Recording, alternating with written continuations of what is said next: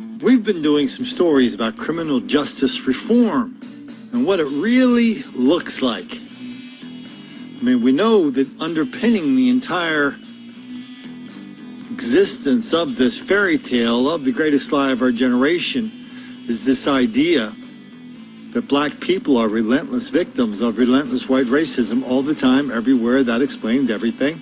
So district attorneys in Philadelphia, St. Louis, Chicago, Corpus Christi, and other places, including pretty soon Boston, that's what we learned the other day, they decided they're not going to wait around for the people and their legislators and their governors to fix this. They are going to unilaterally start ignoring crimes that they believe are symptoms of the white racism that puts all these black people in prison for no reason whatsoever. So some of these crimes are shoplifting. They will not prosecute shoplifters. When they say they won't prosecute them, that also means cops will not roll on them. So they won't prosecute or roll on shoplifting. They won't prosecute resisting arrest. They won't prosecute vandalism. They won't prosecute disorderly conduct.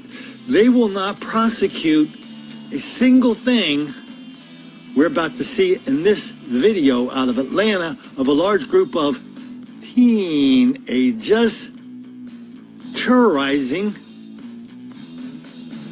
what some people hope is going to be an upscale commercial neighborhood in Atlanta. Not allowed in here, y'all know that. Workers at local businesses say they're fed up. They say teens on scooters are harassing them and their customers. The red runs people off. New at 11, the teenagers showed up while we were there and what they told us when we asked about the confrontations. Live, local, late breaking. This is the Channel 2 Action News Night Beat. Coverage you can count on. Good evening. I'm Justin Farmer. I'm Jovita Moore. New at 11, several businesses in Midtown Atlanta claim a group of teenagers is terrorizing their customers and their employees. A restaurant worker gave us this video. He's also turned it over to police. Channel 2's Michael Seiden is live at the restaurant in Midtown Atlanta. And Michael, you came face to face with those teenagers today. Jovita, we had just finished up our interview with a general manager of one of those restaurants here along Peachtree. That's when my photojournalist Brandon Bryant recognized those kids from that smartphone video. Our encounter with them, it only lasted a couple of minutes, and they took off as soon as they realized why we were here. They were saying that you guys go in there and knock stuff over. Did you guys, that's their story. What? That's stereotyping like that. When we asked these teenagers about the allegations against them, they ignored our questions. I just come down here to chill. I'm a grown man. I drink. There's a lot of places you can go have fun in Midtown. But according to several witnesses we spoke with, these teens who ride around town on electric scooters known as birds have been terrorizing numerous businesses along Peachtree Street in Midtown Atlanta for weeks. They knocked gift cards on the floor. They're spattered over the floor.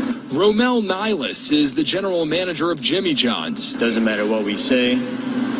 If we say anything, they start yelling, cursing, they start knocking stuff off the counter. One of Niles' employees shared this smartphone video with us. He told us he recorded it on Tuesday. This clip shows one of the teens grabbing food off the shelves.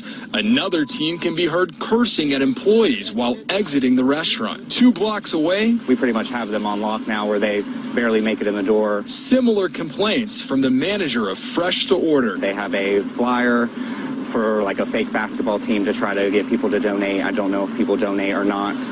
I think it's just a scam to make money. Atlanta police tell us they're now investigating this neighborhood nuisance. It is kind of sad.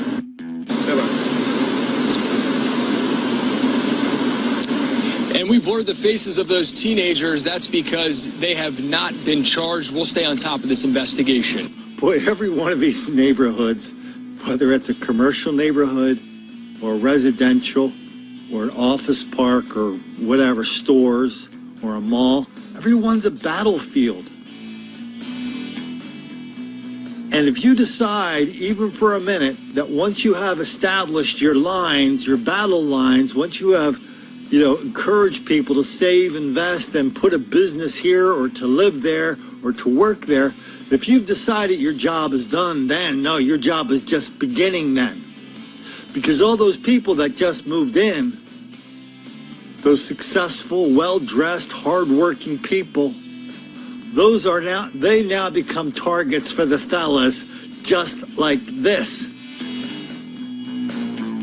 And now all the people in Boston and Philly, St. Louis, Chicago, and all these other places, Atlanta, all these other places have decided, the district attorneys have decided, well, we're just not going to arrest black people for this kind of crime anymore.